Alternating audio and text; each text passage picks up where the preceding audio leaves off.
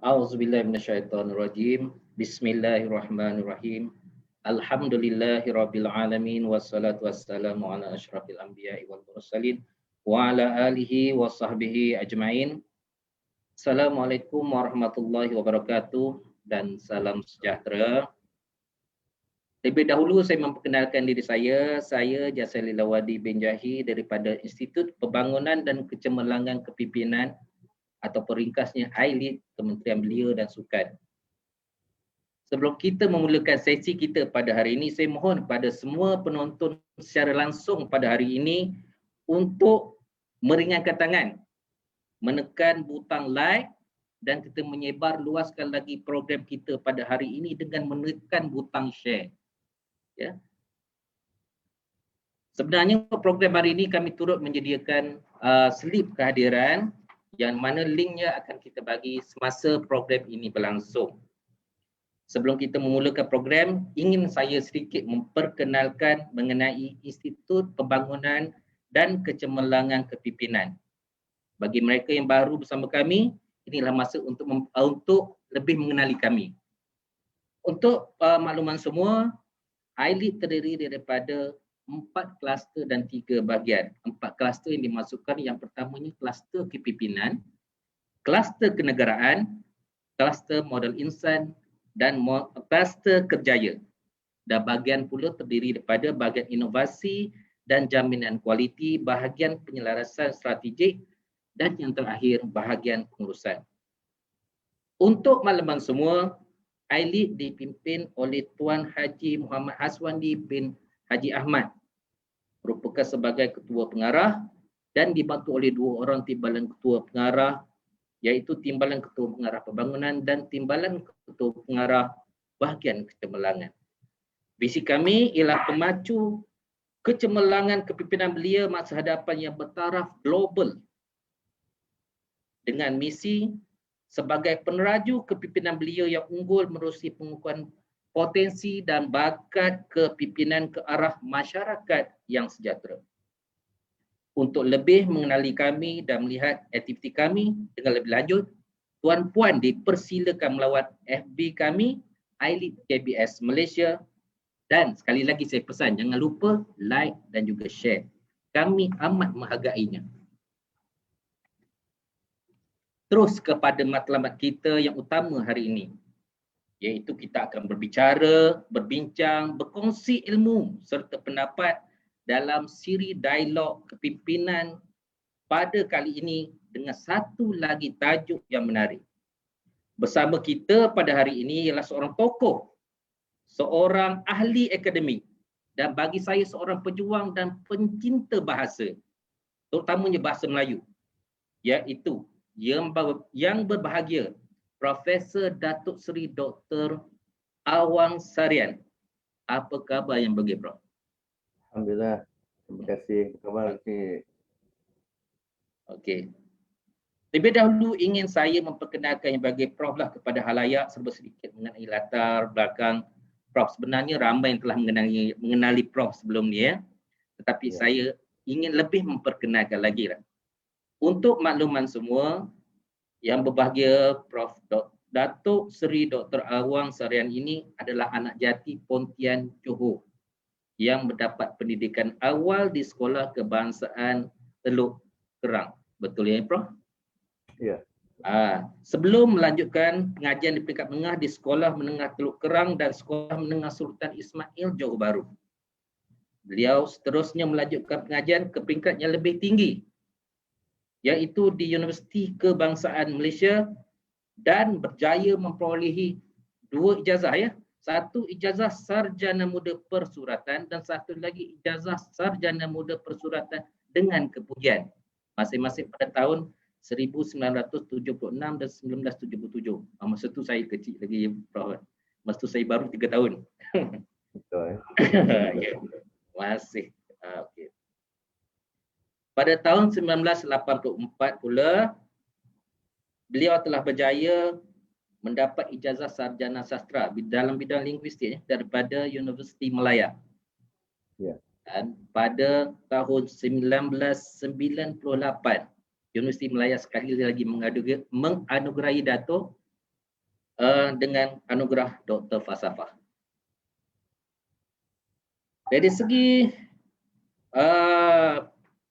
alam pendidikan ini sebenarnya memang tidak jauh di hati Profesor, dan sekarang beliau menyandang jawatan sebagai pengarah Institut Alam dan Tamadun Melayu atau ringkasnya ATMA, Universiti Kebangsaan Malaysia, dan pada masa yang sama sebagai penyandang kerusi Zaba di Universiti Pendidikan Sultan Idris. Apa tidak lagi lah sekarang, tapi sebagai pengurusi lembaga pengelola Dewan Bahasa dan Pustaka. Ya, ini akan diceritakan. Kalau saya nak ceritakan keseluruhan pengalaman sejarah pendidikan yang bagi Prof sebenarnya tak cukup untuk program yang kita, dan ada masa yang agak limit ni. Tetapi apa yang saya nak highlight kat sini dengan diri yang berbagai Prof mengenai jawatan sebagai pernah menjadi Ketua Pengarah Dewan Bahasa dan Pustaka daripada tahun 2012 hingga 2016. Betul ya, Prof? Ya. Nama ya, berbagai Prof ni sebenarnya sangat sinonim dengan Dewan Bahasa dan Pustaka ni. Sehingga sekarang masih memegang jawatan sebagai pengerusi lembaga pengelola DBP. Ya. Betul, Prof? Okey. Dalam bidang penulisan pula, beliau telah menerbitkan lebih 70 judul buku. Banyak tu yang bagi Prof. 70 judul buku dan lebih 1000 artikel dalam penulisan ilmiah. Saya pun mungkin tak mampu dengan penulisan yang sebegini banyak. Dengan pengenalan seberingkas mengenai latar belakang yang bagi Prof, saya rasa sudah cukup membuktikan bahawa Prof lah adalah orang yang layak untuk kita berbincang mengenai tajuk yang kita kupaskan hari ini, iaitu yang kurik kundi, yang merah saga, yang baik budi, yang indah saga. Tuan-puan, sidang penonton sekalian, sebenarnya boleh juga mengambil bahagian dalam sesi dialog pada hari ini dengan menulis apa sahaja kemusykilan, pertanyaan, persoalan dalam ruangan komen di FB kami, dan insyaAllah jika berkesempatan saya akan bacakan soalan tuan-puan sekalian dan saya akan ajukan kepada yang berbahagia Profesor Datuk Seri. Okey, yang berbahagia Prof, sebelum kita masuk pada soalan-soalan yang sepatutnya saya tanya pada Prof lah. Ya. Okey, yang kurik itu kundi, yang merah itu saga, sebagai memulainya Prof. Apa sebenarnya perkataan kurik dan kundi itu sebenarnya? Ya. Bagi generasi muda ramai tak tahu apa sebenarnya maksud kurik dan kundi itu. Baik. Terangkan sikit. Assalamualaikum warahmatullahi wabarakatuh. Bismillahirrahmanirrahim. Terima kasih saudara Jasa. Saya panggil singkatlah, itu nama timah-timah yang cukup manis lah. Sila. Orang paling berjasa, saudara Jasa. Ya, memang pantun itu meskipun sering disebut orang, tetapi seringkali bukan saja orang muda, orang yang mantan muda pun silap. Ada yang mengatakan yang korik, sebenarnya bukan korik, itu kuri. Yang kuri itu kundi, yang merah itu saga. Jadi kuri itu sebenarnya lorek. Kalau kita lihat corak sesuatu benda tu ada yang berlorek itu kuri. Jadi yang kuri itu kundi. Kundi ya, sejenis buah yang bentuknya sama dengan saga, tapi warnanya luri. Yang kuri, warna kuri. Jadi yang kuri itu kundi dan bukan kendi. Kalau kendi itu tempat menyimpan air. Itu juga sering kali orang silap menggunakan pantun itu kerana tidak tahu asal muasal. Itu maka penting sangat kita menjadi seorang mengetahui sedikit latar belakang bagaimana bahasa sastra dan ungkapan dalam bahasa kita diciptakan, supaya kita tidak silap dalam menyebut dan memahami maknanya. Jadi yang kundi artinya yang berlorek itu ialah buah kundi, dan yang merah itu buah saga. Itu pembayang maksud dalam pantun. Yang cantik itu budi, yang indah itu bahasa. Dan pantun itu menjadi lambang atau menjadi sebutan di mana-mana sebagai lambang ketinggian budi seseorang dalam masyarakat, dan juga sebagai lambang keindahan, kerana bahasa itu juga menampilkan keindahan. Dan keindahan ini sangat penting dalam kehidupan, kerana ya dalam Islam ya dikatakan Allah itu indah dan Allah suka akan keindahan, dan keindahan itu memberikan rasa kesenangan kepada kita, satu nikmat besar. Itu orang Melayu dahulu, nenek moyang kita, pujangga-pujangga Melayu dulu sangat hebat dalam pemikiran, itu meletakkan budi sebagai satu yang cukup tinggi martabat dalam masyarakat. Ya, lebih kurang itulah uraian sedikit tentang pantun itu. Bermaknanya kundi dan saga itu adalah buah yang berbeza, ya? Betul. Betul. Ya, bentuknya sama tapi warnanya berbeza. Okey. Faham. Sebenarnya begitu puitisnya. Pantun Melayu ni kita dapat lihat betapa orang Melayu ni menitik beratkan amalan berbudi bahasa, dan sememangnya orang Melayu ni memang terkenal dengan budaya, bahasa, adab dan tata susilanya. Ya. Soalan seterusnya yang berlaku. Apabila kita berbicara bab budi dan bahasa ni, bagaimana agaknya kita boleh kaitkan dengan jati diri seseorang, terutamanya dalam soal kepimpinan itu sendiri? Silakan yang berkata. Ya, ini menjadi ceramah panjang tentang pertanyaan itu. Ya. Soal kaitan antara bahasa dengan jati diri itu memang sesuatu yang cukup penting, walaupun barangkali pada sebilangan orang hal itu dianggap perkara yang remeh.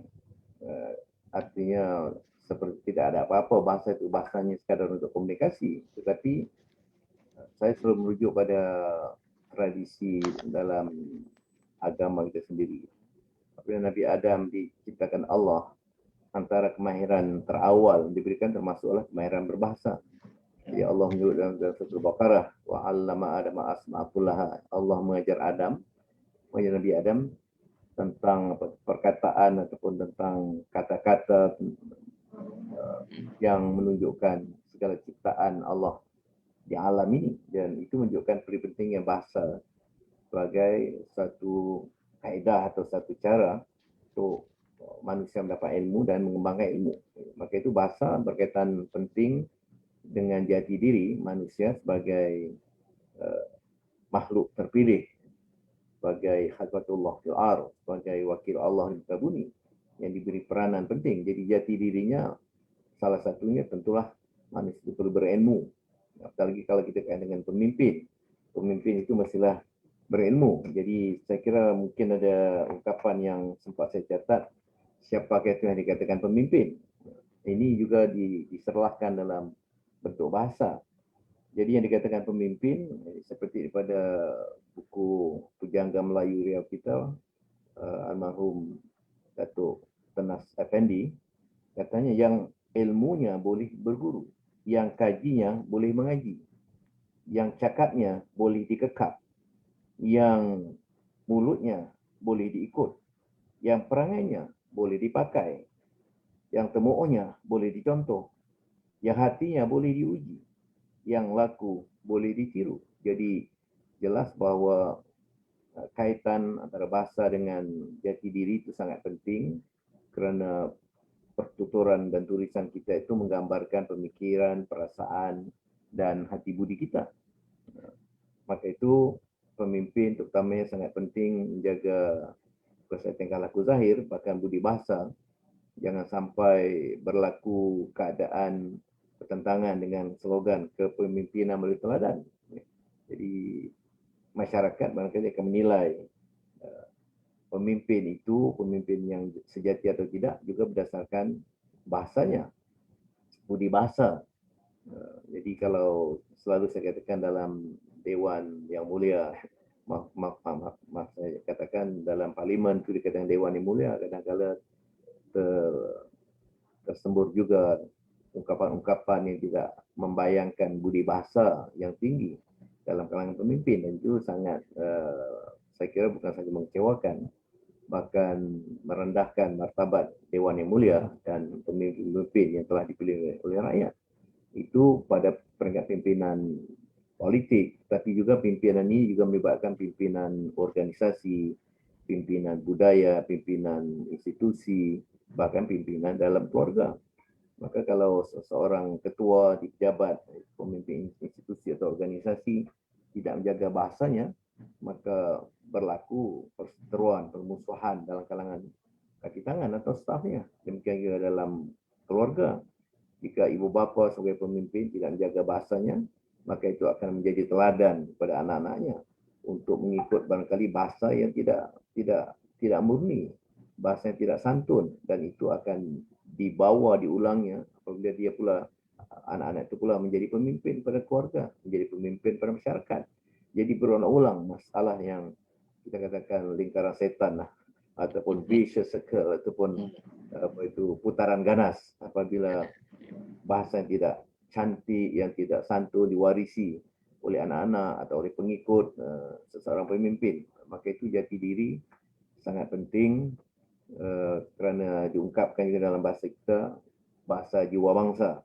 Jadi yang dikatakan bahasa jiwa bangsa bukan saja bahasa itu memperkenalkan jenis bangsa, tetapi dalam bahasa kita dimasukkan bahasa jiwa bangsa itu, bangsa juga bermakna martabat.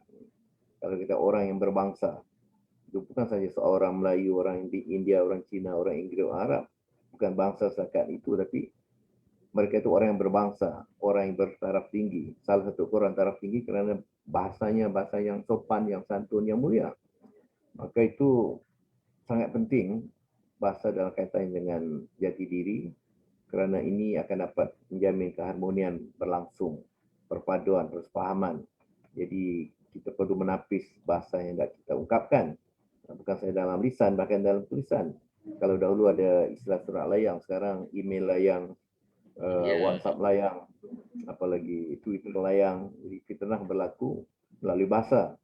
Adu domba juga berlaku melalui bahasa. Kekeliruan juga berlaku melalui bahasa. Jadi Profesor Syed Naqvi atas menyebut misalnya sekularisasi, itu berlaku melalui bahasa. Faham-faham atau makna-makna yang keliru, yang mengelirukan, itu dikembangkan dalam masyarakat ataupun melalui sistem pendidikan, sekolah dan di universiti. Istilah yang biasa dikatakan adil. Adil itu menempatkan sesuatu pada tempatnya. Adil bukan berarti tidak berpihak atau tidak memihak mana-mana. Ya, bukan tidak berpihak, tapi kita berpihak pada yang benar. Jadi ini semua diserlahkan melalui bahasa. Maka itu bahasa hendaklah dilihat sebagai bahagian penting, dan pada hakikatnya bahasa itu sendiri kurniaan Allah. Maka dalam surah dalam surah Ar-Rahman itu jelas, Ar-Rahman 'allama al-Quran, khalaqal insan, 'allamahul bayan. Jadi Allah yang mengajar manusia itu pandai berbahasa. Maka bahasa itu satu kurniaan besar pada Allah dan mesti disyukuri. Jangan sampai bahasa disalahgunakan untuk memfitnah, mengadu domba, menimbulkan perseteruan, menimbulkan kekacauan dalam masyarakat. Jadi secara ringkas begitu. Saya sebenarnya biasa menyampaikan kuliah falsafah bahasa dan memang sangat bersiri lah, barangkali boleh jadi sampai 10 siri. Jadi kalau kuliah satu semester, mungkin 1 tahun tentang hakikat bahasa dan peranannya dalam pembinaan diri insan, pembinaan manusia, termasuk jati diri. Tapi secara ringkas untuk petang ini begitulah, kerana ini bukan kuliah kan, ini satu perbincangan. Okey. Bermakna pentingnya bahasa dan pembentukan jati diri. Dua-duanya kena jalan seiring. Apabila bahasa kita hancur, maka jati diri juga turut hancur. Kita ada soalan ni yang bagi Prof ya. Telah masuk ada satu soalan daripada Aidil Azizi. Soalan dia, Assalamualaikum warahmatullahi saudara moderator dan Datuk Seri Profesor Wan Serian. Waalaikumsalam. Okay. Saya mahu menunjukkan soalan. Dia terlebih dahulu dia kata, zaman kini anak muda hilang budi bahasa ketika berada di sekeliling masyarakat. Bahkan hilang rasa hormat kepada orang yang lebih tua. Apa pandangan Prof dan apa yang kita patut lakukan sebagai komuniti mahu mengubah sikap yang kurang terpuji ini? Terima kasih Prof. Dan di sini ada puji, memuji baju Prof. Dia kata macam pahlawan Melaka katanya. Ya, itu juga penampilan yang berkaitan dengan budi bahasa. Okay. Hormati tamu, kita biarlah berpakaian yang elok. Jangan menyambut tamu dengan kain pelikat sekali gulung sehingga kan kemas sebagai singlet ya, contohlah. Ya. Baik, memang ini masalahnya seperti saya yang tadi, ini bukan hanya masalah golongan muda, saudara Adil. Selalu saya katakan, yang mantan muda pun menghadapi masalah dalam kekeliruan tentang budi bahasa ini. Dan puncanya oleh sebab bahasa itu dipandang sebelah mata, dipandang remeh, dianggap tidak perlu dipelajari atau dihayati secara serius, secara mendalam, secara sungguh-sungguh. Barangkali orang berbahasa asalkan sampai makna dan dengan tidak memperhitungkan soal adab. Bahasa sangat rapat kaitan dengan soal masyarakat, soal kebudayaan, soal pemikiran. Jadi sekarang ini kita dapati unsur-unsur pengaruh daripada nasir budaya luar. Sebagai contoh, dalam sistem sapaan, kita dalam bahasa Melayu cukup kaya kata panggilan menurut darjat, menurut kekeluargaan, menurut urusan rasmi tak rasmi, bahkan golongan diraja dan sebagainya. Ada banyak ragam bahasa yang perlu dikuasai. Jika tidak, barangkali kerana dalam tradisi barat biasa dipanggil nama saja. Bahkan anak-anak pun boleh memanggil ayah John, ya. Nah, itu barangkali tidak menjadi masalah dalam bahasa barat, tapi dalam tradisi Melayu, Islam pula lagi, kita menghormati ibu bapa kita. Jangan sampai satu waktu kelak kita atau anak-anak memanggil bapa dengan panggilan nama saja. Sekarang sudah mula berlaku dalam kalangan penyiar. Maaf saya katakan, dalam media massa, kata yang mungkin untuk singkat, disebut misalnya menurut Muhyiddin, menurut Zulkifli. Nah, bagi saya itu kita kehilangan adab. Pemimpin kita sebut nama saja begitu. Ulama, Menteri Agama, bukan mufti pun kita sebut Zulkifli begitu saja. Ini sebenarnya soal yang suatu proses penghakisan adab yang berlaku melalui bahasa. Kita mesti meletakkan sesuatu pada tempat yang adil itu. Jadi kalau orang itu berhak dipanggil, ya bukan soal kita hendak membedakan kelas sosial, ada Tan Sri, Datuk, Datuk Sri, Datuk tak berseri. Bukan itu soalnya. Soalnya itulah adab dalam bahasa, menempatkan sesuatu pada tempatnya, itu keadilan. Jadi kalau Tan Sri, apa salah kita mengenai Tan Sri? Doktor, apa salah kita mengenai doktor? Nah, saya sendiri di Universiti Malaya dulu ada pelajar saya manggil saya pakcik di dalam bilik kuliah. Saya katakan, seingat saya tidak pernah kahwin dengan makcik kamu. Begitu saya mengatakan, kerana di universiti tak sesuai dipanggil pakcik atau makcik, kerana pakcik-makcik itu sapaan atau kata panggilan kekeluargaan. Ini banyak orang keliru. Kekeluargaan, pakcik, makcik, abang, kakak, Pak Tam, Pak Teh, Pak Lang, Pak Long dan sebagainya. Itu memang santun dalam konteks kekeluargaan, tapi tidak begitu santun dalam konteks rasmi. Kita tidak boleh memanggil ketua pengarah kita sebagai pakcik ataupun makcik. Itu adabnya. Nah, ini seakan-akan sudah hilang bahagian daripada kalangan masyarakat yang muda dan juga yang saya katakan yang mantan muda. Saya berpengalaman menjadi pensyarah universiti lebih 20-30 tahun. Setahun biasa 3 bulan saya ke sekolah menyelia guru pelatih saya. Kalau saya bertemu dengan pelajar, bertanya di mana pejabat pengetua, kadang-kadang saya dijawab dengan dikamukan. Oh, kamu jalan terus, kamu masuk ke kanan, kamu akan nampaklah pejabat pengetua. Kamu di gedung beli belah hingga sekarang pun banyak kali saya dikamukan dan tindak balas saya keluar dari kedai itu supaya dia tidak akan dapat saya tidak akan berbelanja di kedai orang yang tidak tahu menghormati pelanggan dengan panggilan yang tepat. Begitu juga di klinik, bahkan di jabatan kerajaan, kita menunggu giliran mengambil kad pengenalan pasport. Apakah salahnya kalau tidak tahu orang itu ada Tan Sri ke Datuk ataupun profesor ke doktor? Sekurang-kurang encik panggil. Encik Ahmad, Encik Ahwang, jadi kita pun datang. Ini Awang, Ahmad, jadi yang dipanggil seolah seperti anak dia, seperti adik dia. Yang memanggil itu kadang-kadang anak muda ataupun baru umur 30-an. Memanggil orang umur 60-an, 50-an.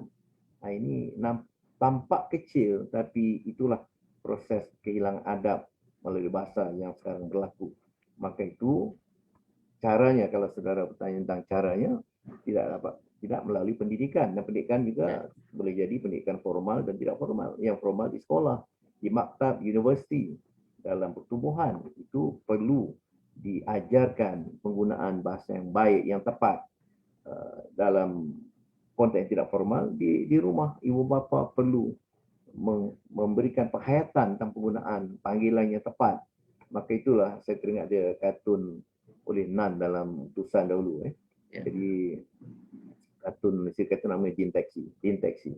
Jadi satu waktu tu dibawa pulanglah anak-anaknya ke kampung. Diperkenalkan, ini Pak Ngah, ini Pak T. Apa reaksi anak-anaknya kerana tak biasa dengan panggilan keluarga? Oh, patutlah nampak mengah untuk Pak Ngah. Ini Pak T, oh patutlah nampak letih, nampak. Itu persepsi yang juga menunjukkan sifat yang kurang ajar lah bagi saya. Tidak beradab. Pak T-nya dikatakan, oh patut nampak letih. Ini Pak Ngah, oh patut nampak mengah katanya. Ini satu sindiran oleh kartunis Nan dalam siri deteksi menunjukkan bagaimana hilangnya adab melalui bahasa. Itu baru kita bercakap tentang soal kata panggilan. Belum kita bercakap tentang soal pilihan perkataan. Ya, kalau pernah berlaku dalam stesen TV, apa kejadah? Ini tak patut timbul dalam media yang ditonton oleh puluhan ribu, ratusan ribu, mungkin jutaan. Apa kejadah? Kerana perkataan jadah, haram jadah itu perkataan yang sangat buruk konotasinya. Jadi pilihan perkataan itu juga menggambarkan adab dan jati diri seorang. Maka sangat penting bahasa itu dipelajari, dihayati dan digunakan secara beradab, secara sedar, secara santun. Itulah nilai kita sebagai insan, sebagai manusia.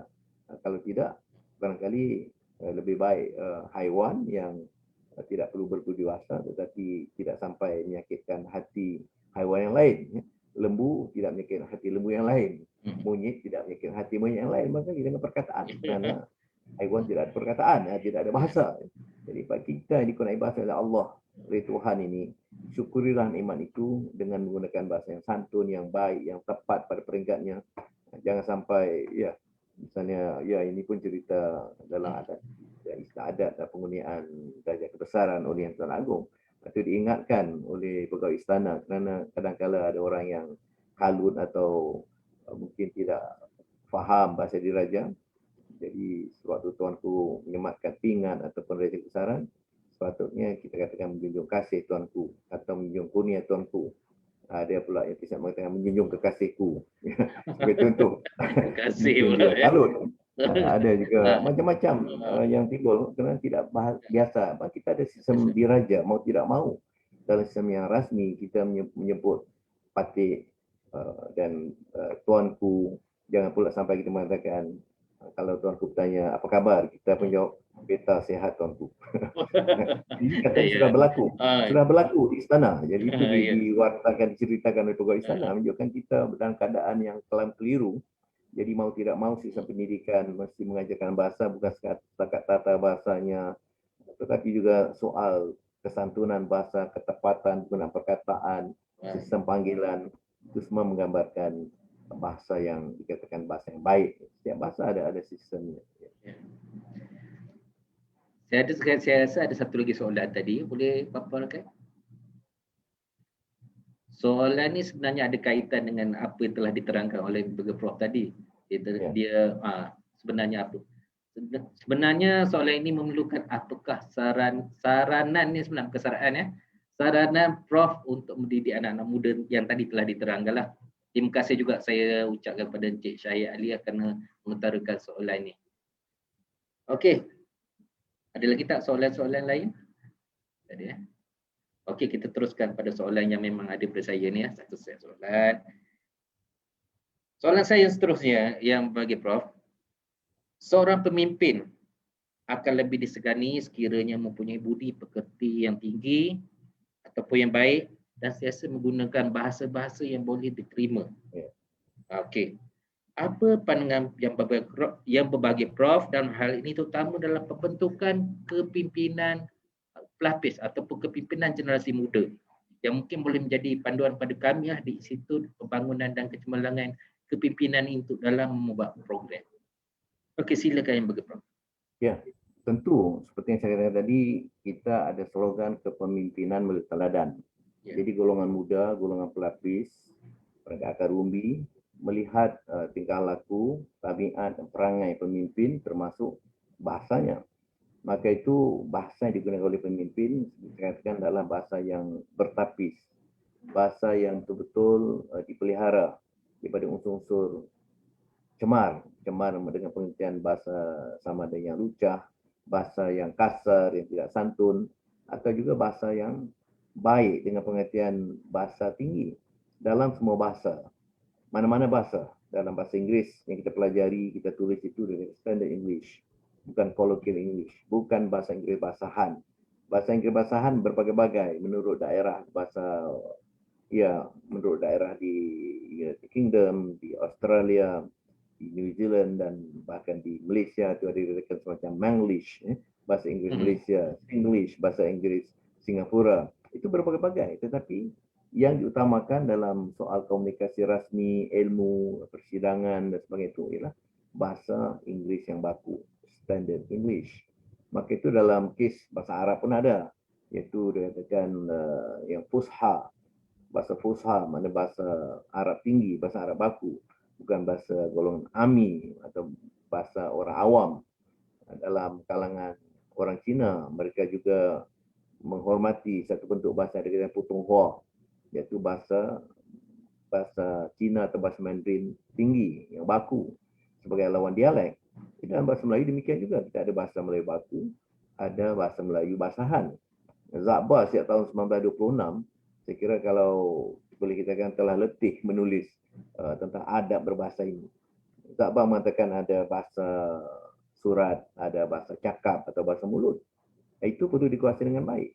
Untuk kita menulis surat, untuk kita menerima mesyuarat, laporan dan sebagainya itu, bahkan perkeliling dan sebagainya, itu dalam bahasa surat, bahasa yang rasmi, bahasa yang baku.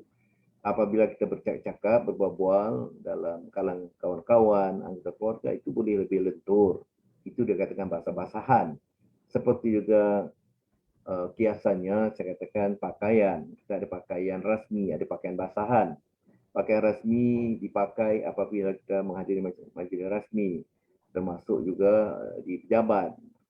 Dalam tempoh kita bekerja, itu semua urusan rasmi, maka kita wajib memakai pakaian rasmi. Tapi di rumah tentulah kita tak memakai pakaian rasmi. Kalau di rumah saya memakai pakaian busana tradisi seperti ini untuk turun makan, saya kira bertempiaran lah anggota keluarga sendiri, karena dikata ini barang jelmaan raja kayangan mana ya. Jadi kita tahu di rumah kita berpakaian basahan, walaupun tak berbasah. Basahan mana pakaian yang sehari-hari lah. Mungkin kalau t-shirt pun t-shirt leher bulat, t-shirt pagoda, kain pelikat, itu pakaian basah di rumah. Bagi orang lelaki, pakaian standar di rumah tu saya katakan dia biasa berbaju kulit lah. Orang kaya kan berbaju kulit. Kulit tu macam-macam warna lah. Faham maksud berbaju kulit? Berlengging. Baik bangkat datang mesyuarat berlengging. Pergi kenduri kahwin dan berlengging. Pergi ke jamuan mahkamah dan berlengging. Atau pakai t-shirt leher bulat, kemeja leher bulat ataupun pakai singlet. Tak akan diterima oleh tuan rumah. Walaupun sumbangan kita bawa untuk majlis pengantin itu besar. Kerana itulah adab. Itu tentang pakaian. Tentang bahasa betul di rumah dengan kawan-kawan rapat. Boleh kita gunakan bahasa yang biasa. Bahasa yang tidak perlu terikat oleh aturan bahasa. Kadang-kadang gurau senda juga agak apa tu, dalam konteks yang rasmi dikatakan tidak sesuai, tapi dalam kalangan yang rapat mungkin itu dianggap tidak kasar. Tapi dalam soal rasmi, mesyuarat, perhimpunan, majlis-majlis, itu semua memerlukan kita berbahasa dengan santun, bahasa yang rasmi. Maka sekarang ini berlaku kalau bagi guru-guru yang terlibat dalam pemeriksaan karangan, pemeriksaan, guru-guru atau pemeriksaan pasti dapat melihat bagaimana unsur-unsur bahasa-bahasan banyak masuk dalam karangan. Sehingga itu sebab salah satu sebabnya kegagalan murid-murid atau pelajar di peringkat peperiksaan SPM, dulu PT3 atau dulu IPSR dan bahkan di universiti. Saya katakan hingga peringkat PhD, peringkat Dr. Falsafah. Sepatut kita penyelia dan pemeriksa ini memberikan perhatian lebih pada soal kandungan, kajian, kesahan, kehebatan, dapatan, kajian. Tapi pemeriksa dan penyelia disibukkan dengan membetulkan titik koma, ejaan, pilihan perkataan, ayat, tata bahasa. Ini menunjukkan tahap bahasa kita pada tahap yang belum cukup memuaskan. Bahkan kadang-kadang sangat tidak memuaskan. Patut pada peringkat PhD, Dr. Falsafah, tidak timbul lagi masalah titik koma, tidak timbul lagi masalah ayat lengkap tak lengkap, ayat kata berimbuhan atau tak berimbuhan dan sebagainya. Ini menggambarkan keadaan yang apa tu menyedihkan bagi saya. Jadi oleh sebab itu soal bahasa yang tertib, bahasa itu mesti digunakan menurut suasana konteksnya. Tentulah saya katakan bahasa baku itu tidak perlu digunakan di rumah. Saya sendiri pejuang bahasa baku. Saya bercakap dengan keluarga saya tentu dalam dialek saya. Saya orang Johor, jadi saya tidak akan mengatakan hari ini tidak ada apa-apa. Saya akan berkata seperti biasa, tak ada apa-apa hari ini, saja je. Itu bahasa orang Johor. Itu saya dengan keluarga begitu. Tapi kalau dalam mesyuarat, dalam ceramah, dalam forum, kita menggunakan bahasa dengan sebutan yang baku. Tapi soal bahasa baku ni juga perlu saya jelaskan, bukan hanya sebutan. Kalau sebutan baku, R-nya jelas, tapi kalau yang lain tidak baku, tidak guna juga. Jadi ayatnya tunggang langgang, penggunaan perkataan juga tidak sempurna, apalagi tidak berbudi bahasa, tidak santun. Jadi yang baku ni mana bahasa yang tinggi, menggambarkan akhlak yang tinggi, pemikiran yang tinggi, adab yang tinggi. Ya, maka itu Al-Quran jelas Allah Al-Quran itu dalam bahasa Arab baku, bahasa Arab yang standar, bukan bahasa Arab untuk petualang hari-hari. Jadi itu mesti dibedakan. Tapi kita mengakui lah ada bahasa Arab, bahasa Inggeris, bahasa Melayu, bahasa Cina, bahasa India yang untuk golongan biasa itu tak ada masalah. Tapi bagi orang yang terpelajar, pemimpin, tadi dikatakan pemimpin, tidaklah mengutamakan bahasa yang baku, bahasa yang rasmi. Maka itu saya katakan sekali lagi, di Parlimen Dewan Yang Mulia itu sepatutnya bahasa yang digunakan bahasa yang rasmi. Jangan terlalu banyak pula dengan izin. Dengan izin tu kerana dia nak menggunakan perkataan asing, bahasa asing. Ini sudah 64 tahun merdeka masih lagi dengan izin untuk menggunakan bahasa asing. Bagi saya tidak. Kalau saya barangkali menjadi pertua, saya tidak mengizinkan. Tidak boleh diizinkan sepatutnya, kecuali istilah yang mungkin belum ada dalam bahasa kita. Sebenarnya kebanyakan sudah ada, tapi kerana tidak menguasai bahasa, maka selalu minta izin untuk bercakap dalam bahasa asing. Ya, demikianlah saya kira. Okey. Sebenarnya daripada soalan tadi itu ada kaitan juga dengan soalan saya yang seterusnya. Ya. Sekarang ni kita dengar macam-macam perkataan yang baru disebabkan perkembangan kita dalam media sosial ni. Bahasa Melayu ni boleh dikatakan telah dirosakkan. Ada tak kajian mengenai berapa seriusnya isu ini terhadap, boleh katakan kemusnahan lah terhadap bahasa Melayu. Sekarang ni ramai terdedah tentunya generasi muda yang memang boleh katakan hari-hari berdepan dengan media sosial ni. Ada tak satu-satu kajian yang tentang masalah ni? Ada beberapa seminar yang diadakan dan banyak kajian dalam bentuk kajian ilmiah, tesis, peringkat sarjana, peringkat doktor falsafah dan juga peringkat latihan ilmiah, peringkat sarjana muda, banyak. Saya sendiri saya ingat sampai tahun 2005, satu seminar, waktu itu WhatsApp, Twitter ni belum popular, waktu itu SMS. Jadi ada satu seminar yang bertema lebih kurang bahasa SMS, seminar bahasa SMS. Dan saya menulis sebuah kertas kerja, saya menonton stesen TV pagi-pagi yang biasa menyiarkan pendapat ataupun pertanyaan khalayak.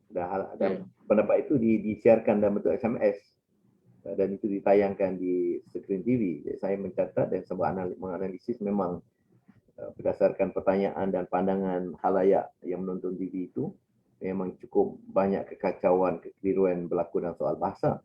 Sekarang pula lagi dengan WhatsApp, dengan Twitter, dengan pelbagai media sosial, Facebook, Instagram, Telegram dan sebagainya.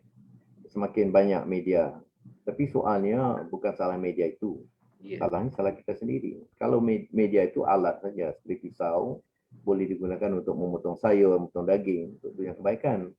Boleh juga digunakan untuk memotong kulit orang, tapi itu tujuan yang tidak baik. Jadi wadah itu bagi saya tidak salah. Twitter, Facebook, WhatsApp, apa-apa itu tidak salah.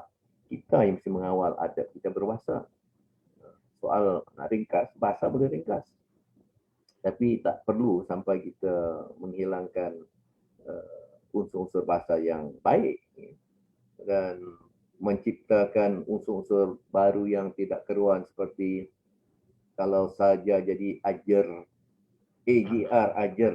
Dalam sebutan pun kita tak mengatakan saya ada, ini ajar. Tak ada. Tapi mengapa dia ajar? Tahu jadi teo, T-E-W. Saya sudah teo. Saya sudah tahu. Itu dibuat-buat begitu. Mula-mula mungkin untuk gurau senda, tapi akhirnya menjadi semacam satu norma baharu. Sehingga normanya itulah bahasa zaman kini. Itu yang menimbulkan kekacauan pada sistem bahasa dan akhirnya merosakkan bahasa kita. Setiap bahasa itu ada sistem dan ingatlah kembalilah pada pangkal sedangkan bahasa itu kurniaan Allah, kurniaan yang sangat tinggi. Jadi kalau dalam surah At-Tin dikatakan laqad khalaqnal insana fi ahsani taqwim, itu bukan saja soal anggota zahir yang sempurna, ada hidung, mata, telinga, lidah, mulut, kaki, tangan dan sebagainya. Itu satu aspek, tapi juga kurniaan akal dan bahasa. Kerana dia katakan manusia, ini maaf saya mungkin bukan nak berfalsafah tapi menjelaskan, manusia dikatakan al-haywan an-natiq, haiwan natik, haiwan yang berfikir dan haiwan yang berbahasa. Itulah istilah ahli falsafah kepada manusia. Jadi haiwan yang berfikir dan berbahasa. Dan itu kurniaan Allah yang paling besar kepada manusia. Seperti saya sebut dalam surah Ar-Rahman tadi, Allah mengurniakan kepandaian kita berbahasa. Bahkan saya katakan di awal lagi, antara kemahiran terawal digunakan Nabi Adam AS itu masalah kemahiran berbahasa. Itu menunjukkan Allah sangat memberikan perhatian berat pada soal kemahiran berbahasa, kesantunan bahasa, dan banyaklah dikatakan dalam Al-Quran. Saya adalah membuat kajian sedikit, banyak ayat Quran yang mencela perkataan-perkataan yang tidak baik. Bahkan dalam peribahasa kita, kapal lama pun seperjalan kaki, bercakap dengan lidah. Ada juga peribahasa bukan kerana pulut santan binasa, kerana mulut badan binasa. Ini binasa ni bukan saja di dunia, mungkin juga di dunia. Kerana kita lancang mulut, boleh jadi binasa badan kita. Disesah orang, dipukul orang barangkali. Itu binasa di dunia. Di akhirat, itu lebih penting lagi. Binasa badan kita, dicambuk, dipukul oleh malaikat ya, kerana kita dulu rajin mencerca. Jadi itu sudah jelas dalam peribahasa, dalam agama, dalam Al-Quran, hadis Nabi. Bahkan dalam pengaruh agama lain, dalam ajaran Konfusianisme, itu banyak sekali diajarkan soal tata susila, berbudi bahasa, penghormatan pada orang tua, pada rakan, sahabat, jiran, tetangga. Ajaran Konfusianisme pun mengajar hal baik, demikian ajaran agama lain sekira juga demikian. Jadi kita hayatilah, jangan sampai kita meremehkan bahasa. Ya, itu sekira. Ada satu soalan daripada FB kita yang juga Prof. Juga daripada saudara Aidil Azizi tadi. Dia bertanya, apakah pandangan Prof dengan pemimpin rakyat sekarang ni? Contohnya ketika perbahasan parlimen di Dewan Rakyat atau Dewan Negara, penggunaan bahasa dalam membahas suatu isu dalam parlimen, dan pandangan Prof juga jika dibandingkan pemimpin dahulu dengan pemimpin zaman sekarang, di mana pemimpin zaman dahulu ni lebih menyelah bahasanya ketika di parlimen. Apa pandangan ni Prof? Ya, itu pun sebenarnya sudah saya kupas tadi dari awal lagi, dan sebenarnya saya sebut dua-dua kali.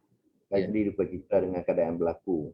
Saya tidak mengatakan semua ahli parlimen, tapi ada sejumlahnya itu, ini yang dikatakan dalam peribahasa kita, kerana nila setitik, rosak susu sebelanga.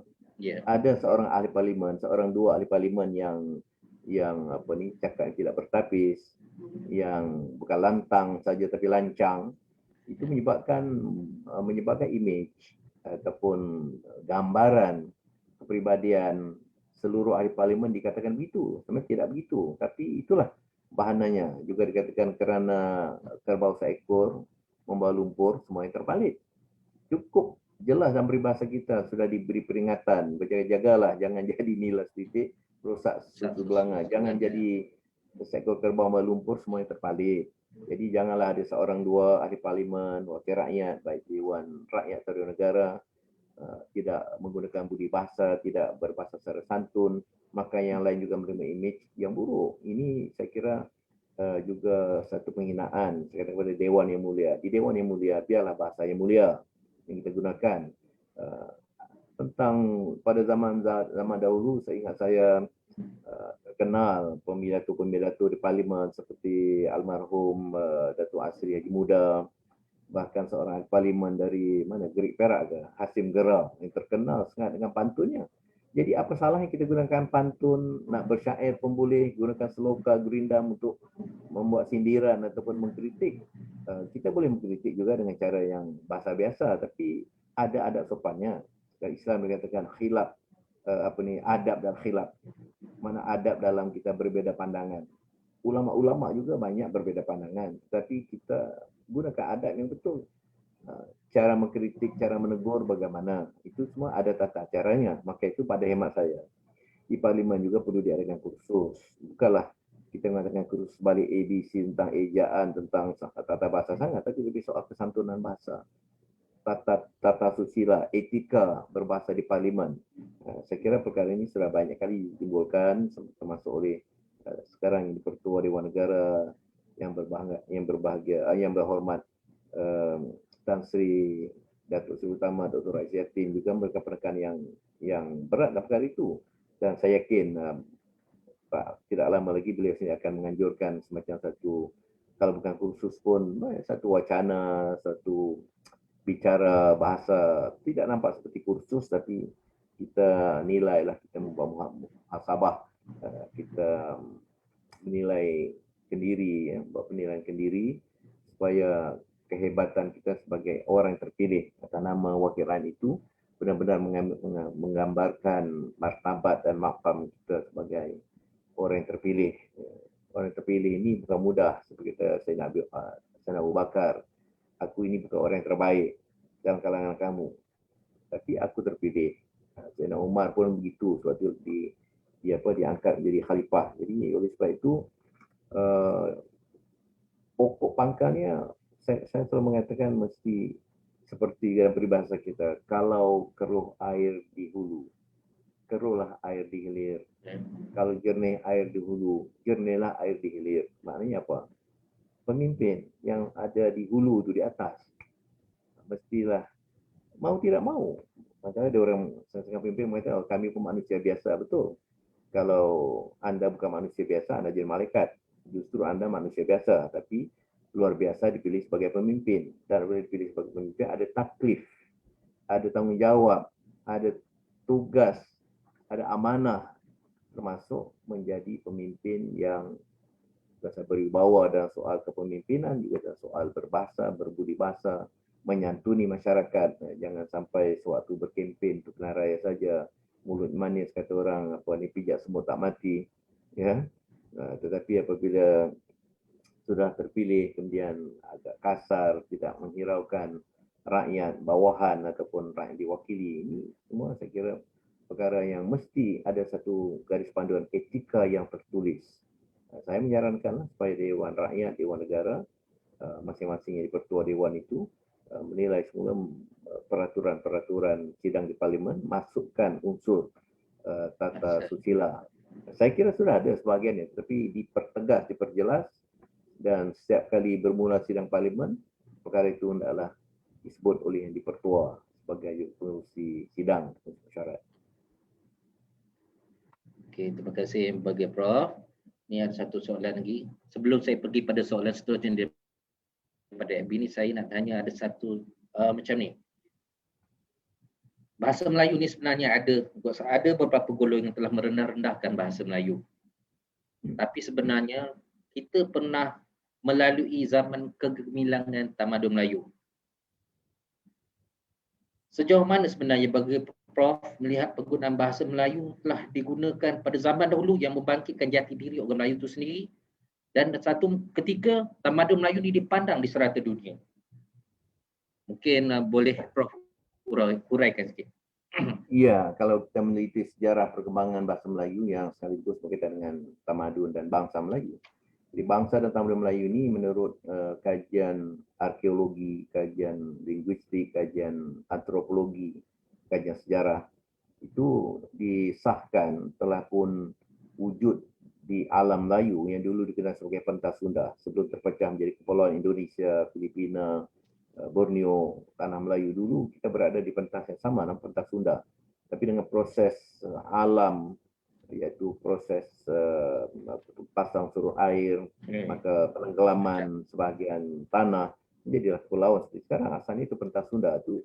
Kalau menurut kajian sarjana yang ditajuk oleh UNESCO seperti Profesor Oppenheim dan sarjana tempatan kita sendiri, Profesor Hashim Wante dan Profesor Emeritus Nick Hassan Suhaimi, banyak lagi sekiranya sudah membuktikan sudah puluhan ribu tahun, sekitar 30.000 tahun sudah wujud tamadun Melayu di alam Melayu itu antara tamadun tertua.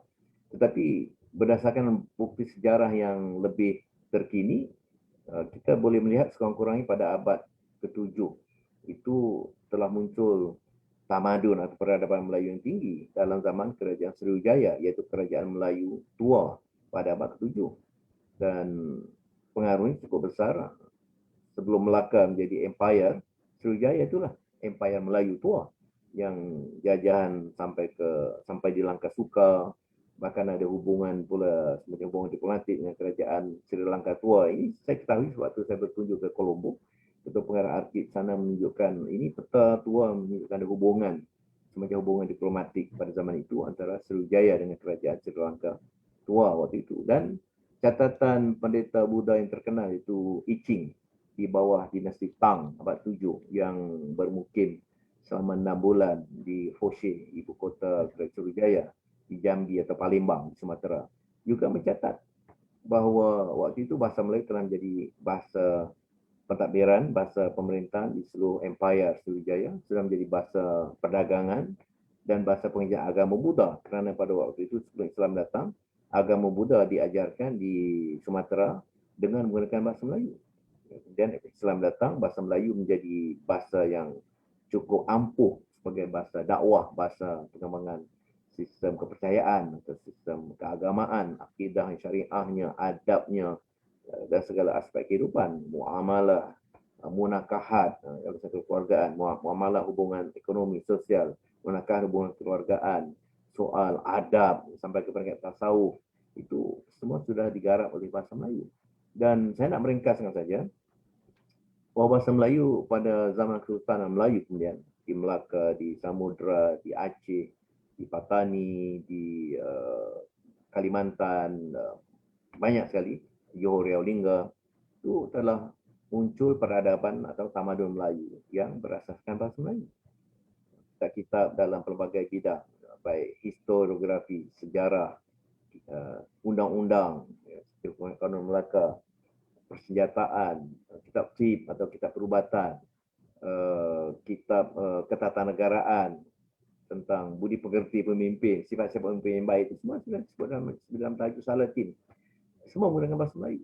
Bahkan bahasa Melayu sudah menjadi bahasa diplomasi, bahasa yang sampai sekarang terbukti dengan jelas dalam surat-surat antara kerajaan Melayu dengan kerajaan asing, Portugal, Belanda, Inggris, Spanyol, juga dalam perjanjian perdagangan dan pelbagai perjanjian, itu semua dalam bahasa Melayu, bahkan bertulisan Jawi. Setiap hari kalau kita membaca Facebook, paparan daripada Datuk Dr. Annabel Gallup, iaitu kurator kanan Asia Tenggara di British Library, Pustakaan British di London, memaparkan cap-cap mohor kerajaan dulu, negeri Selat, semua menggunakan bahasa Melayu.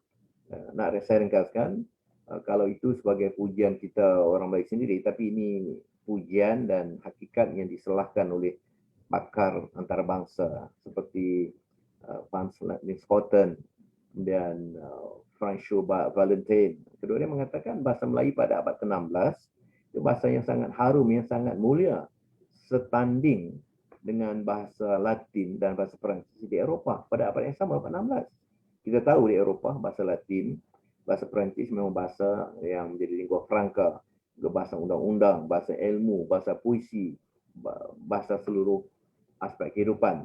Jadi kata apa itu tadi, Van Scotton dan François Valentin, bahasa Melayu pada abad 16 sudah mencapai tahap itu.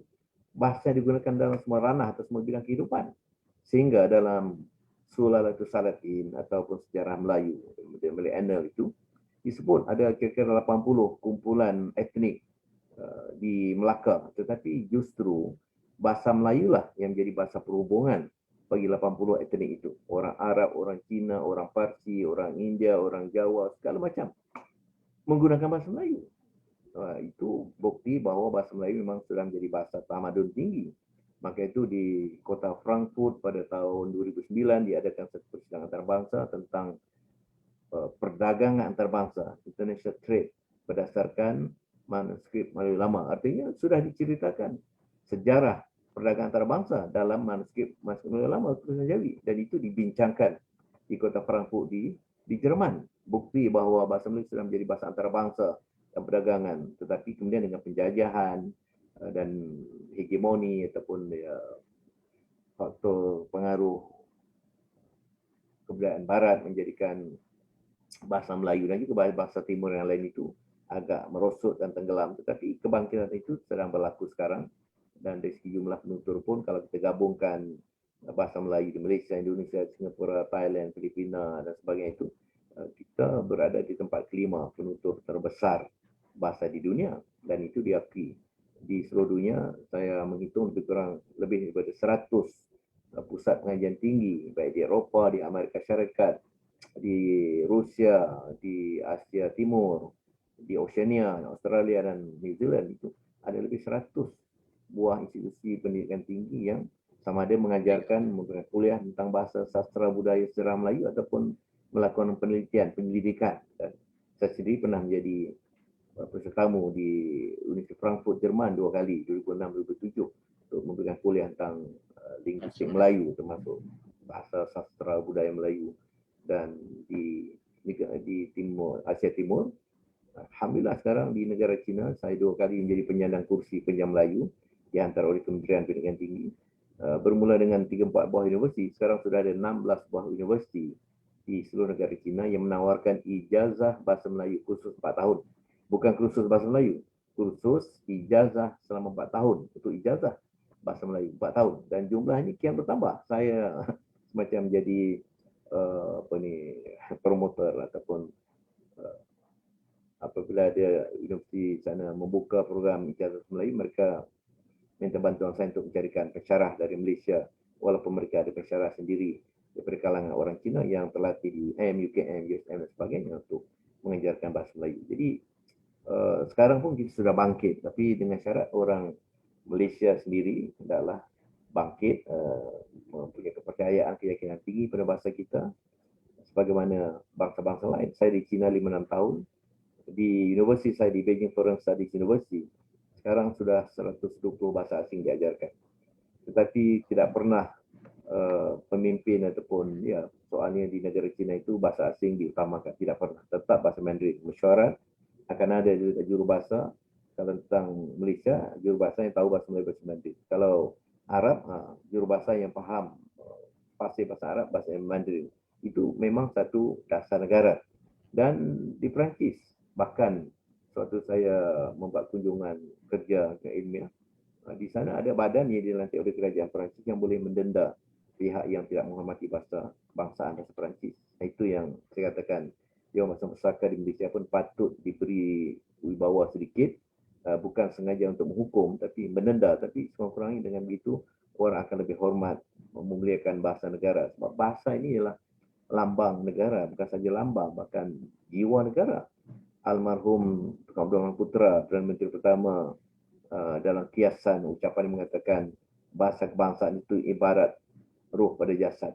Tanpa bahasa kebangsaan, ibaratnya jasad tanpa ruh. Itu sangat tinggi falsafahnya. Dan itu memang hakikatnya. Manusia tanpa ruh, tak mungkin jasad yang cantik, berpakaian seperti ini pun tak ada maknanya kalau sudah tak ada ruh. Termasuk dalam ruh itu soal bahasa. Bahasa itu bahagian diri yang hakiki, diri yang dalaman. Itu kita boleh belajar lebih mendalam tentang hakikat bahasa sebagai bahagian diri yang rohani, bahagian diri yang hakiki, yang batin. Jadi begitulah, jelas bahawa bahasa Melayu memang sudah menjadi bahasa antarabangsa selama ratusan tahun. Dan sekarang ini kita mula berstatih untuk bangkit semula, tapi mesti ada keyakinan, mesti ada dasar jelas di pihak kerajaan, pihak pimpinan kita. Kalau misalnya Indonesia di Persatuan Bangsa Bersatu, di UNESCO, mereka tetap menggunakan bahasa nasional mereka, bahasa Indonesia. Itu dasar negara mereka. Kerana dalam UDD, Undang-Undang Dasar Indonesia, itu disyaratkan dari presiden hingga ke peringkat pion lah, peringkat PAR gitu. Kerajaan rendah. Itu mesti mengutamakan bahasa nasional, bahasa kebangsaan. Kita boleh, tak ada masalah. PBB tak akan menghalang kita menggunakan bahasa Melayu. Tentu ada sikit syarat. Mesti ada terjemahan, ada interpreter, juru bahasa itu. Perlulah kita mengeluarkan modal sedikit, membayar sedikit khidmat terjemahan. Tapi itu yang dibuat oleh negara-negara lain. China, Turki, Iran. Banyak lagi negara barat juga. Jerman, Perancis. Ya. Jadi bukan hanya Inggeris. Sewaktu Datuk Syekh Muzaffar, angkasawan kita yang ikut misi di Rusia, dia akan mengatakan 6 bulan beliau berusaha bersungguh-sungguh menguasai bahasa Rusia kerana semua arahan, manual itu untuk naik ke angkasa itu dalam bahasa Rusia. Jadi bukti bahawa bukan hanya bahasa Inggeris, bahasa lain banyak lagi yang juga moden dan hebat. Itu termasuk bahasa Melayu. Tapi kita yang mesti mengarahkannya, memajukan. Saya fikir dari segi perundangan Malaysia, sebenarnya kerajaan mencuba seraya upaya untuk memperkasakan bahasa Melayu. Dan saya jumpa ada 2 akta yang melindungi bahasa Melayu, iaitu Akta Bahasa Kebangsaan 1963 dan 1967, betulkah yang berdua, Prof? Dan satu lagi Akta Dewan Bahasa dan Pustaka 1973 pindaan 1995. Sebenarnya sejauh mana akta ni dipatuhi ataupun dikuat kuasa bagi melindungi bahasa Melayu sebagai bahasa kebangsaan supaya tidak menjadi bahasa kedua atau bahasa ketiga pada masa-masa akan datang? Cantik, memang cantik. Kita ada undang-undang, kita ada perlembagaan, kita ada akta, kita ada peraturan. Cantik, semua dokumen itu cantik. Alhamdulillah. Ya. Dan semua itu bergantung pada pelaksanaan. Pada peringkat awal, bahkan sebahagian sampai sekarang pun Alhamdulillah ada pemimpin yang tegas. Ya, Perdana Menteri kita sendiri sewaktu menjadi Timbalan Perdana Menteri merangkap Menteri Pendidikan, beliaulah yang berani memasukkan PPSMI, pengajaran dasar atau program pengajaran sains, matematik dan bahasa Inggeris, kerana sudah kajian dibuat, didapati hanya lebih kurang 3% yang mendapat faedah daripada berapa bilion, lebih 5 bilion wang yang dibelanjakan untuk program PPSMI. Itu ada keberanian Perdana Menteri sekarang, Tan Sri Muhyiddin, waktu menjadi Timbalan Perdana Menteri dan Menteri Pendidikan.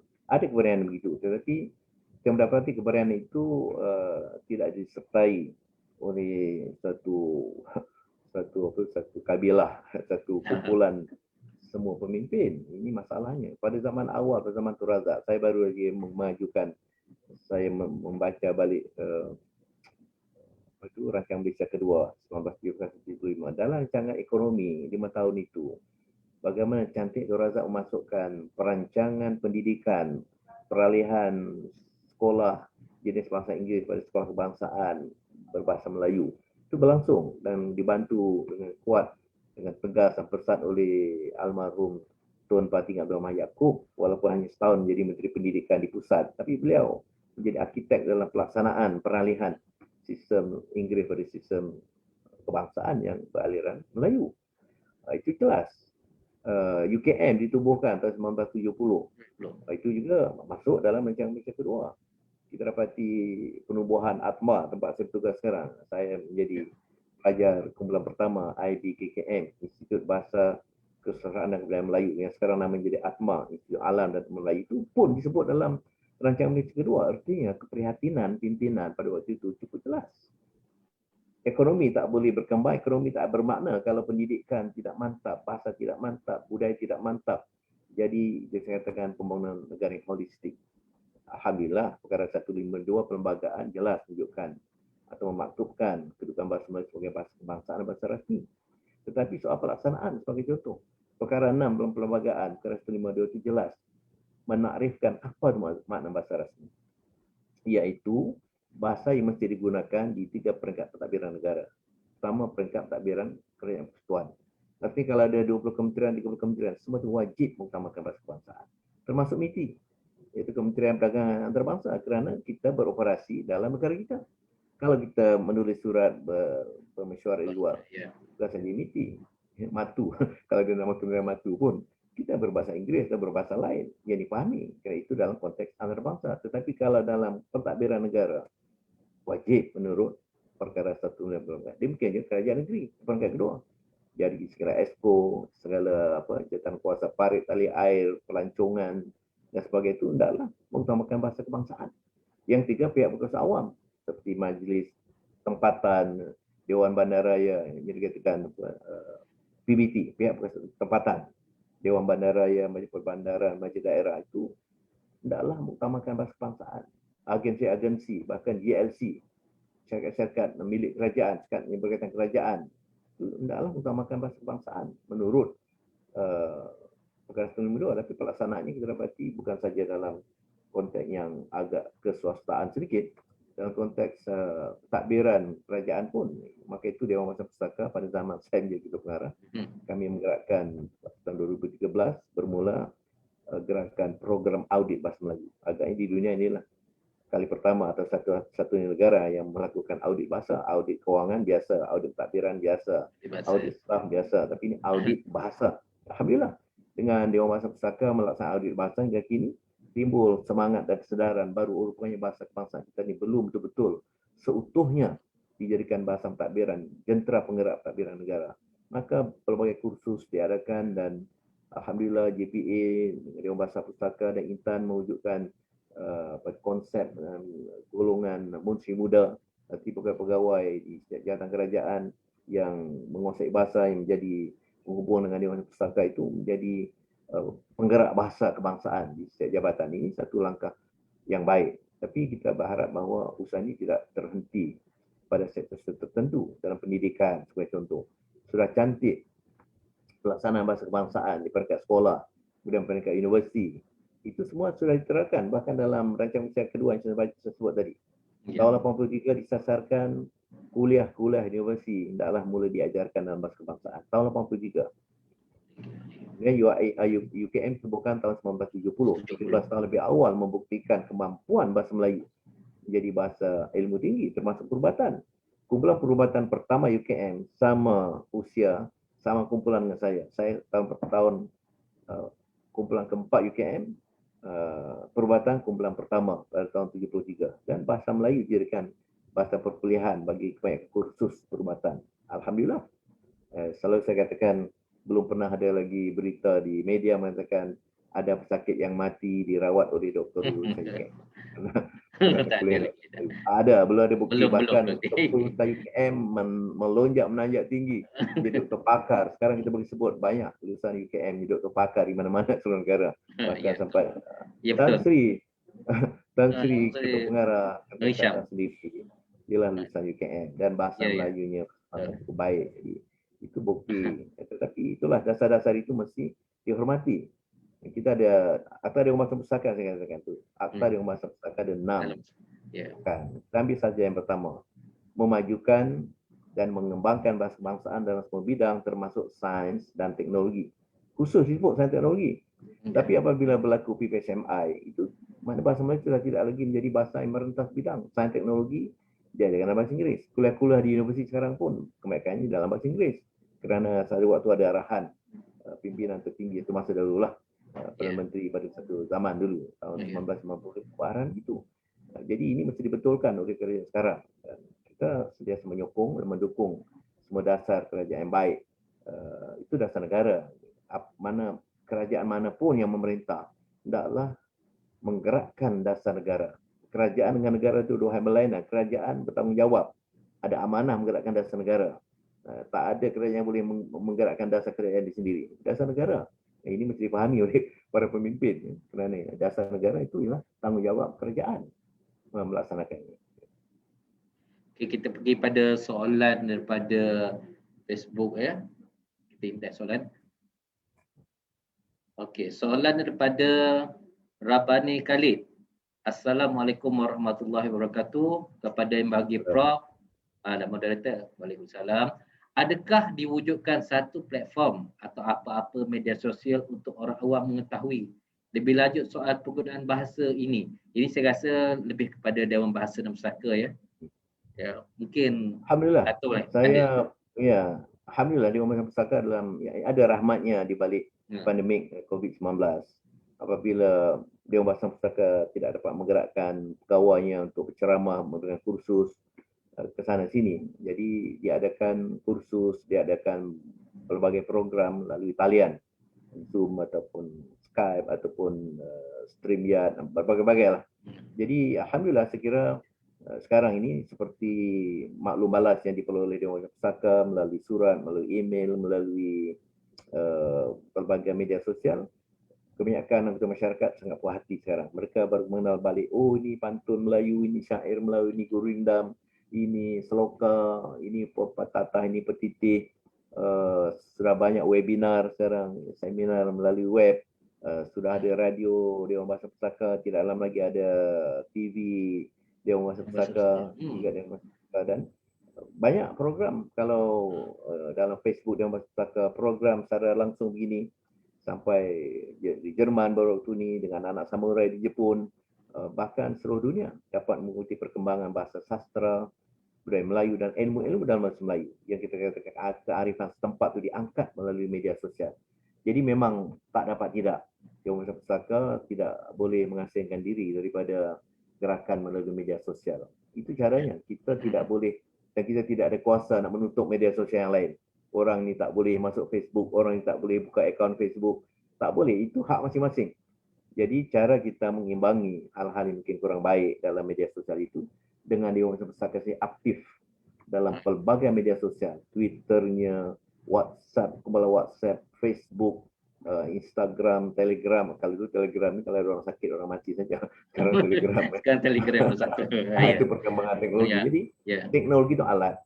Teknologi alat hendaklah digunakan secara positif terbaik, dan kalau digunakan secara baik, alhamdulillah banyak perkara yang dapat diselesaikan. Soal perkataan, jadi orang bahasa perkataan hari ini itu menjelaskan apa makna, apa bentuk yang betul. Ada PRPM, jadi bagi semua yang ada masalah bahasa, buka PRPM, maknanya Pusat Rujukan Perseratan Melayu, ataupun ringkas type PRPM, akan keluarlah ruang type perkataan yang ada masalah, dapat dibuat carian, ada sebutan yang betul, ejaan yang betul, konteks makna yang berbagai-bagai. Jadi orang tak tahu sebutan PK ni PK ke PK. Type PKA akan keluar PK, mana ada tanda miring atas I, maknanya Itali ini PK bukan PK. Tapi kalau PK lah, bukan PK, bukan PK. PK. Kalau apa ni ya, soal selak dengan selak itu ada dua makna yang berlainan, dua perkataan berlainan. Selak lain, selak lain. Dekan lain, dekan lain. Dekan itu ketua fakulti. Kalau dekan itu sejenis tikus yang suka makan bulu lembut. Itu jadi jangan pula dikatakan kalau ada pengurusi atau pengacara majlis, dipersilakan Tuan Dekan tampil memberikan ucapan. Itu penghinaan. Dipersilakan tikus, Tuan Tikus naik memberikan ucapan. Dekan itu maknanya tikus. Tapi kalau dekan, jadi ini semua dapat rujuk dalam PRPM. Kalau malas ataupun tak ada masa membuat kamus, berat kamus Dewan Perdana tu beratnya 4 kilo. Jadi kalau orang lumpuh, orang yang tak kuat, orang ada penyakit saraf tu memang tak kuat. Jadi buka PRPM, tekan dengan jari. Kalau tak boleh tekan jari sendiri, orang lain, anak cucu boleh menekankan jari. Itu memang pertanyaan saudara itu, alhamdulillah saya perhatikan sendiri sebagai pengurusi lembaga pengelola Dewan Pustaka. Saya memberikan penghargaan tinggi pada staf, pada pegawai dan ketua Dewan Pustaka kerana telah memenuhi hasrat kehendak masyarakat melalui media yang sepatutnya. Kita barangkali banyak bekerja, tapi kalau hasil kerja tak sampai kepada masyarakat, maka sama dengan kita tak bekerja. Itu maka saya mengatakan memang perlu digerakkan terus, dipesatkan usaha penggunaan media sosial. Kita dapat mengimbangi lah. Jadi kalau ada yang unsur kurang baik dalam media sosial itu, sekurang-kurang kita imbangi, ada media yang baik. Ada pilihan.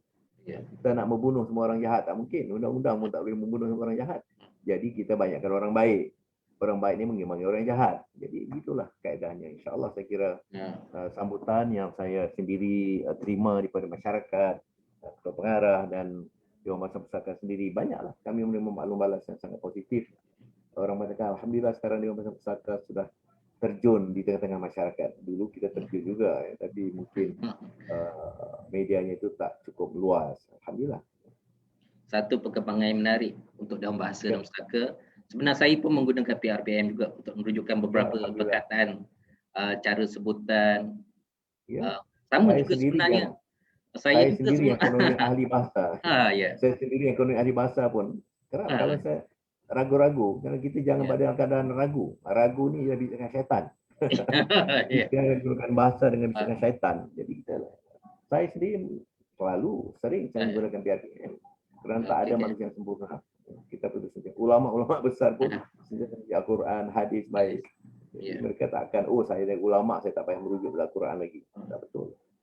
Sebenarnya soal saya bersembang dengan yang bagi Prof pada hari ini, tapi masa agak limit diberikan kepada kita untuk meneruskan program pada petang ni.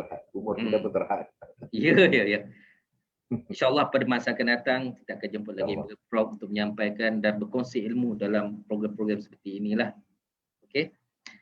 Yang terakhir daripada Prof, pesanan kepada kami supaya kami terutama generasi muda ni menjadi pedoman atau harapan yang bergerak untuk melihat kepimpinan generasi muda yang sekarang ni, yang satu hari nanti mereka juga yang akan merajui negara kita Malaysia ni.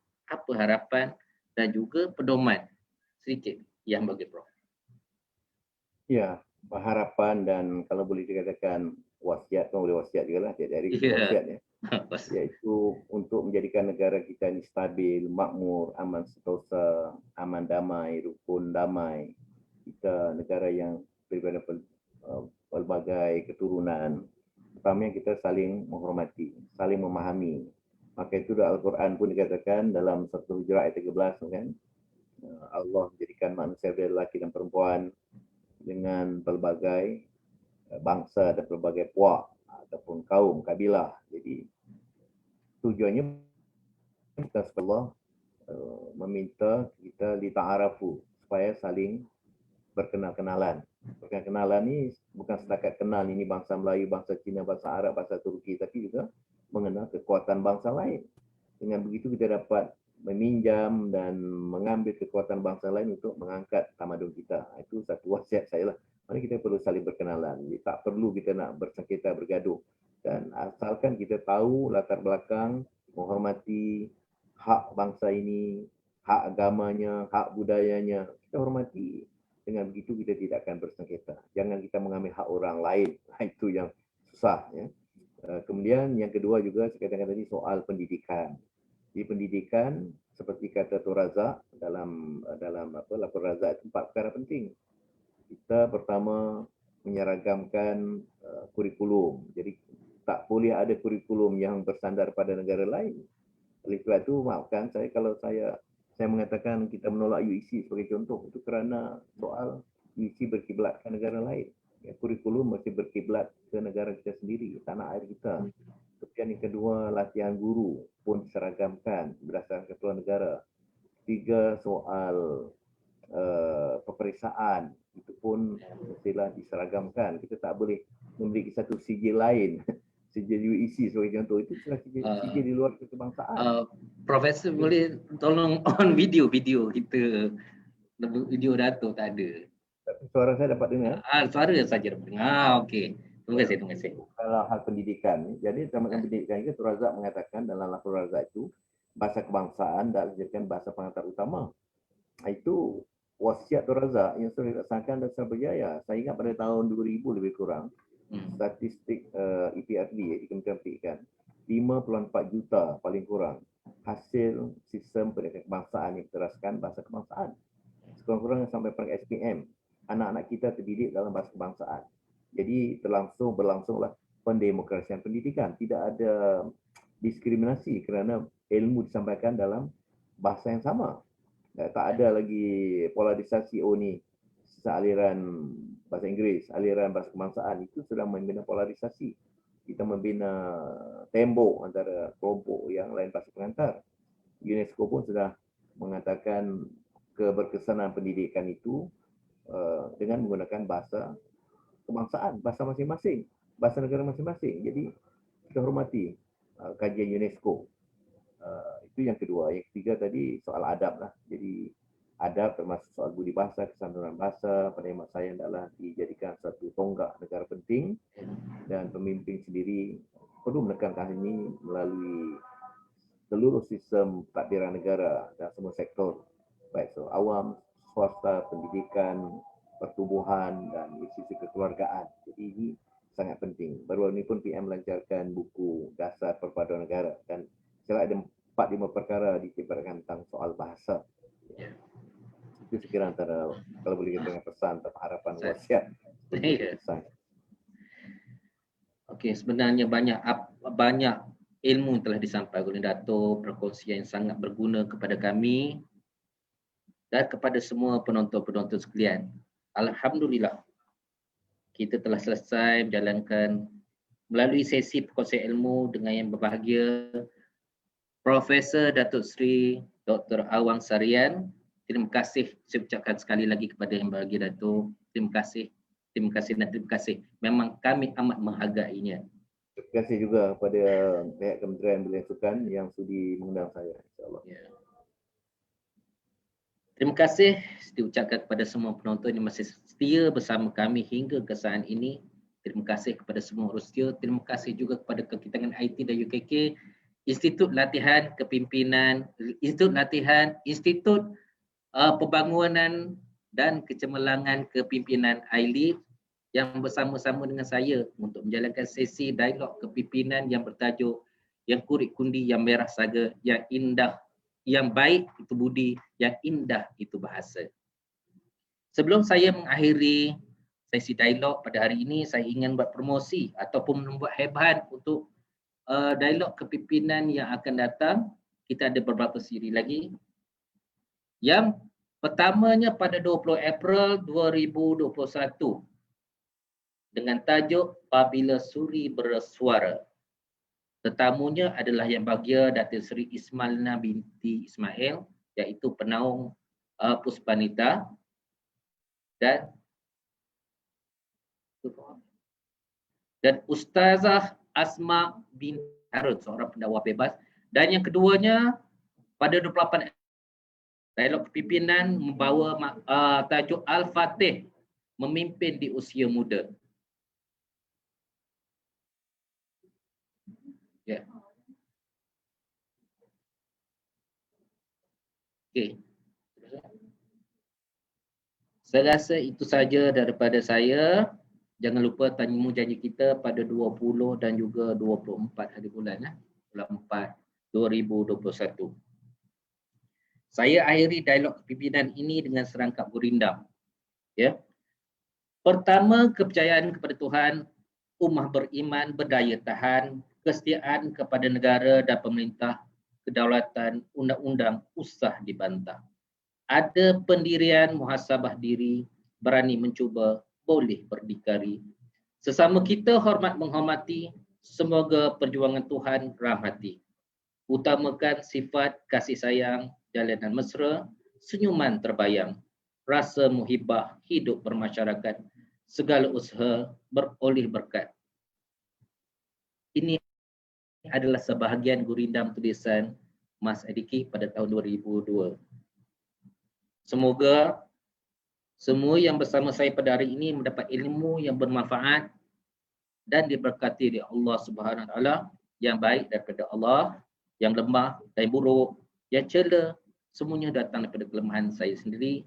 Saya mohon ampun, maaf banyak-banyak sepanjang saya mengendali dialog kepimpinan pada kali ini. Wabillahi taufiq wal hidayah. Wassalamualaikum warahmatullahi wabarakatuh.